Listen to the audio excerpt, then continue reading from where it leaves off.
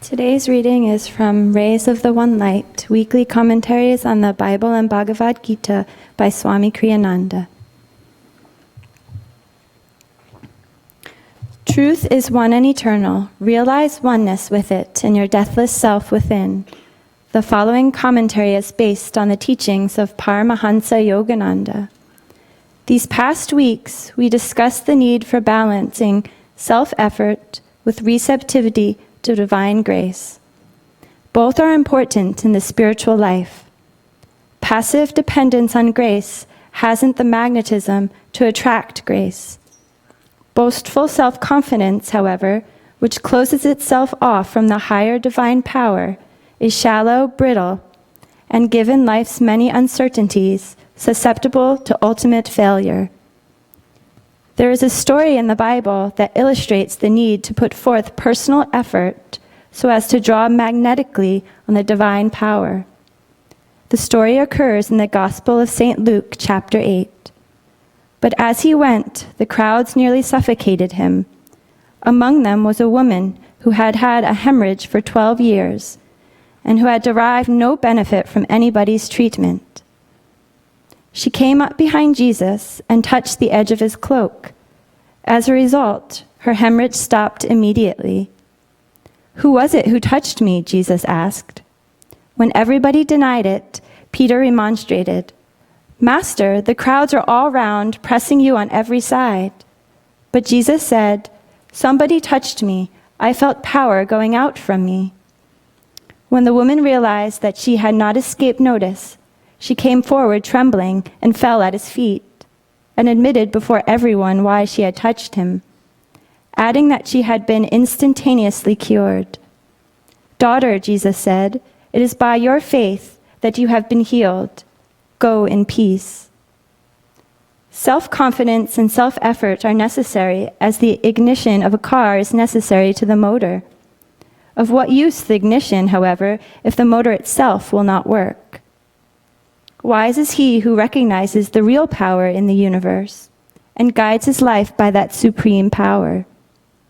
As it says in the Bhagavad Gita, the 9th chapter, "To those who meditate on me as their very own, ever united to me by incessant worship, I make good their deficiencies and render permanent their gains." Thus, through Holy Scripture, God has spoken to mankind. Om, Om, Om.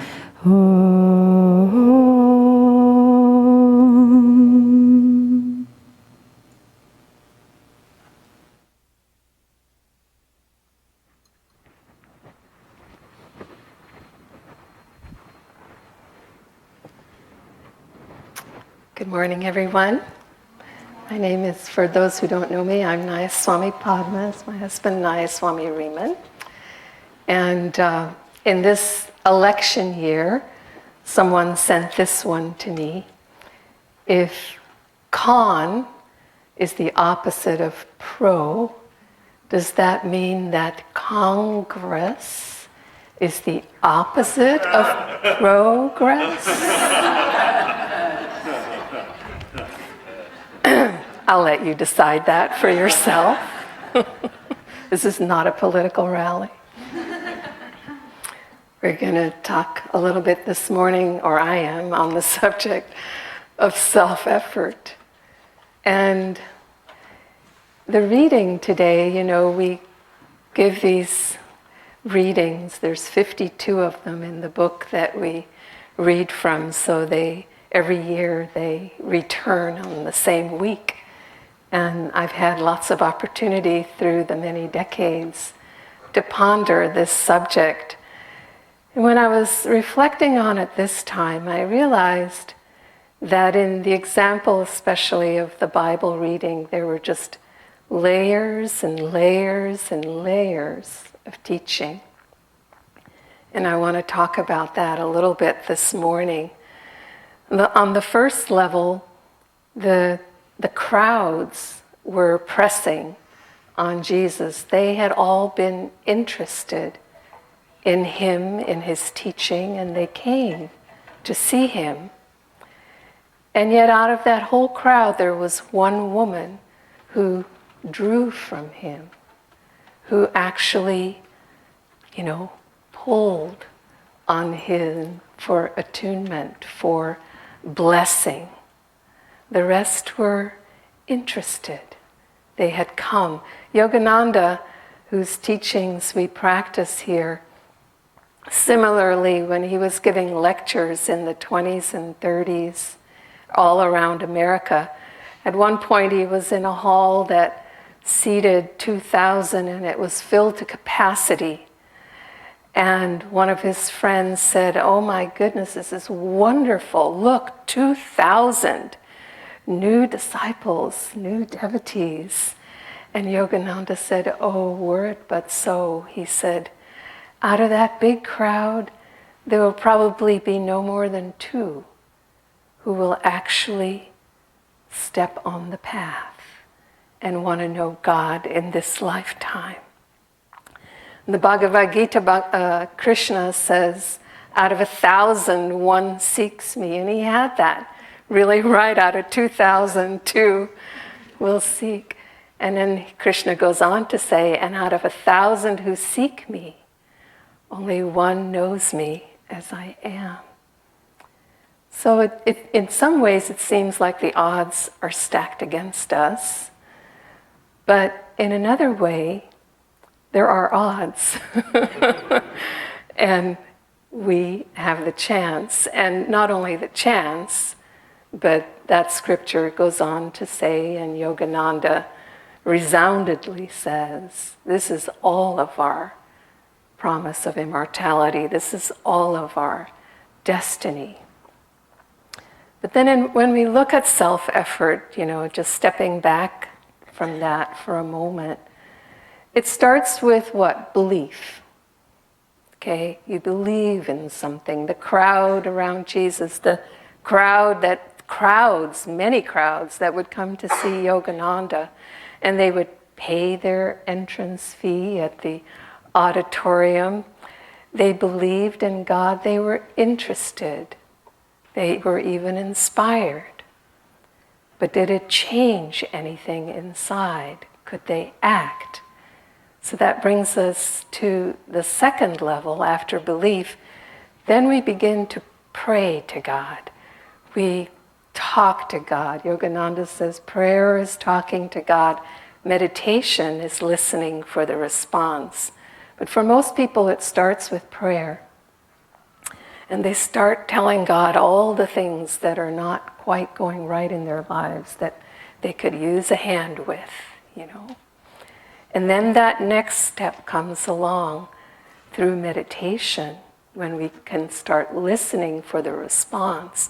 Then we are communicating, we are communing with the divine within. There's a two-way conversation that's happening. But it's still just a conversation. Self-effort hasn't really kicked in yet, although I grant you we need it in order to meditate. We definitely need self-effort. But after that communion, then the next stage is having the openness to receive the guidance, the openness. And my ways are not your ways, says the Lord. So the guidance we get may not be that easy to accept or to follow. It may be unusual, in fact. I'm reminded of the story of Bernadette of Lourdes, the young girl who had the visions of the Mother Mary. And she had those visions in the dumping grounds of her village, the place where they brought all their garbage. And so she's standing there and people are watching her, and she's the only one actually hearing and seeing the Divine Mother, who is telling her to dig a hole in the dirt right there in the middle of that trashy area. And she starts to dig and she gets all dirty and and all there is dirt and everybody's laughing at her. And then when she keeps at it, a spring is started. She dug where the mother told her to dig, and a spring came up. And it was healing waters that have been helping people, healing many for centuries since that time. But at the time that she was having this revelation and this experience, it was laughable to the crowds that were there watching her before the water started to come. It doesn't always make sense to our logical minds, whatever the guidance might be. As a shadow of that, in my own little ways, in the years when I lived at Ananda Village in California, and Swami Kriyananda, Ananda's founder and Yogananda's direct disciple, had asked me to help him with his special projects. And the main one, there were many, but the main one turned out to be the publishing. And I knew nothing about it. Publishing, that is. I had to learn it all from scratch. And I asked him one day about, how to get these books out. And he paused for a moment and he said, well, when Master Yogananda wrote the autobiography of a yogi, he asked his disciple, his foremost disciple, Rajasi, for a donation in order to get that book out. And Rajasi funded a project in which 2 of the monks at a time would go out into the cities all across the country and place the book in the bookstores. And that's how that book got started. And he said the added benefit to that was that there was a vibrational exchange between those men and the various people in the bookstores. And that's all he said to me, but I took that home and I reflected on it and really tried to think of how we could do that. And it was right around the same time that Swami Kriyananda was going out on a tour, and somebody donated a motorhome to him so that he could tour in a motorhome and have his own space to be in the evenings. And when the tour was over, it occurred to me that if he would let us, we could use that motorhome. And we could go out on the road 2 at a time and go to bookstores and place our books in the bookstores. And we didn't have any 2 people that could be committed to that full time. But I thought, well, what if from each department 2 people went for a month at a time, and then we would fly in the next team and the first team would come home. And we would make sure from the office that they had 6 to 8 appointments every single day, because that was the way to make the project work economically. And so we did that. And my peers in the publishing world were chuckling and laughing, because the way to get books out is through distributors and reps and all these other standard ways. And we also use distributors and such, but we did this in addition. And after about a year, we had opened up over 2,000 bookstores accounts all across America. Plus, it was great fun for the people who were doing it. It was an adventure and a way to get out of the office for a month and do something different and do something directly for the work in that way. And after about a year, my colleagues in the publishing world started coming to me and saying, "How did you do that? Gee, I wish we had a community behind us that we could do something like that with." It didn't make any sense. It wasn't even just the publishing world. I had colleagues in the office and devotees in the community who questioned the sanity of the project, but it worked. And it worked on all the levels for all the reasons that he described. And the only reason it worked, if we'd gone out and just had 2 or 3 appointments a day, it wouldn't have worked, because it would have been not financially possible to sustain. And so it worked because we threw ourselves in it wholeheartedly. So when we get guidance, we want to embrace it. We want to be open and then embrace it wholeheartedly and act on it. And that's the key, and that's the 5th element that I wanted to mention this morning, which is to draw on that grace as the woman did with Christ. Think of this. Think of a stuffy room here, somewhere in Seattle, and you walk into it, it's stuffy. You open the window, but still there's no breeze. So the fresh air isn't really blowing in or coming in.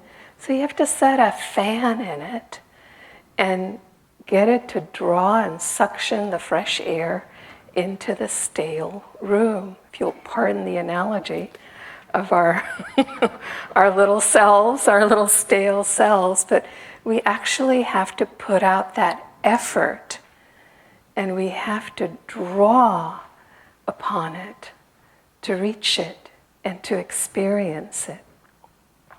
It's not a passive act, as the reading was saying this morning. I remember it was in the 1970s when Swami Kriyananda wrote his autobiography, The Path, The New Path it's called now. And as he was writing it, the community was pretty small at that time. And every time he finished a chapter, he'd invite us all over and he would read it to us and he would ask us for feedback. And for those of you who are familiar with Swami Kriyananda's writings, he's written 150 books.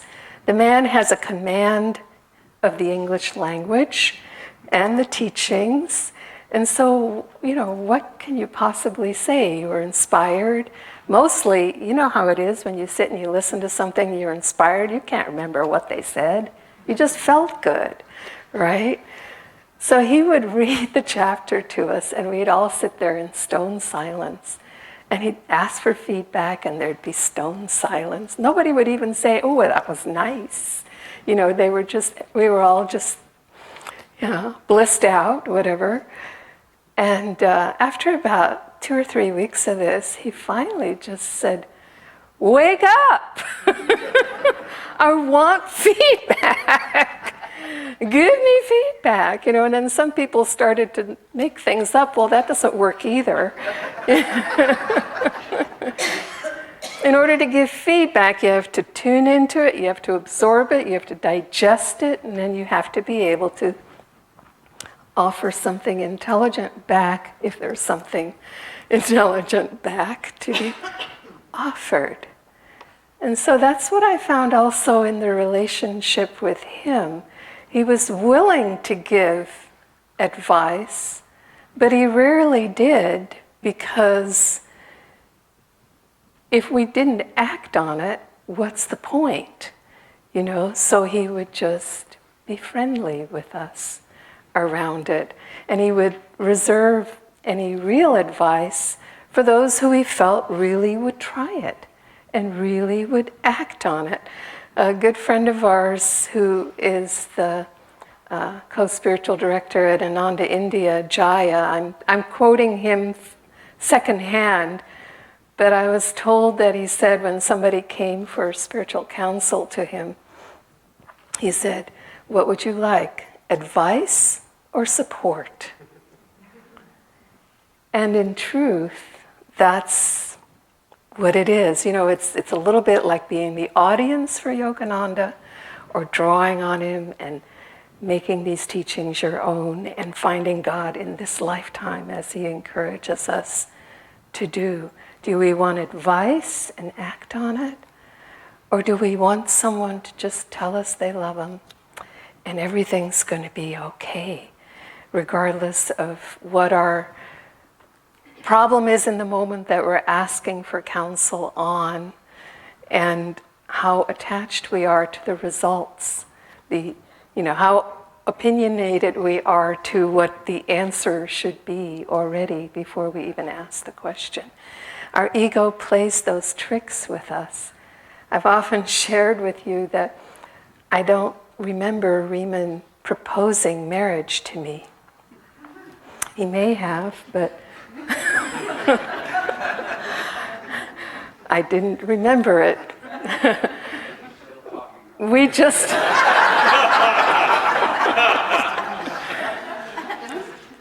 assumed it. It was just understood. But when the time came, he did ask Swami Kriyananda if he could marry me. And that is a risky question to ask when you're attached to the results of it, when you're attached to the answer of it. And what happens is, that's why the reading today was tied together with renunciation as an affirmation. What happens is that when we ask, and we're truly willing to react to act on whatever the advice is, truly, then we're a little less attached to whatever it is we're dealing with in that moment, in this case, marriage, which is a darn good basis for a spiritual marriage, non-attachment, renunciation.